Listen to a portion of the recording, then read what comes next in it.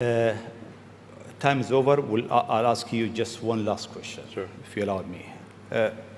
In the World Government Summit, we have so many people so many young people actually, from across the globe. If you have an advice to them, young people globally who want to be like Elon Musk, what's your advice to them?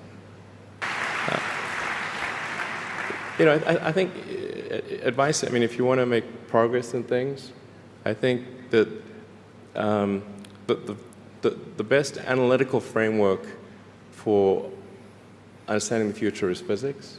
I'd recommend studying the thinking process around physics, like not the equations. The equations certainly they're helpful, but the way of thinking in physics is it's the best framework for understanding things that are counterintuitive. Always taking the position that you're to some degree wrong, and your goal is to be less wrong over time. I think one of the biggest mistakes people generally make, and I'm guilty of it too, is wishful thinking. Like you want something to be true, even if it isn't true.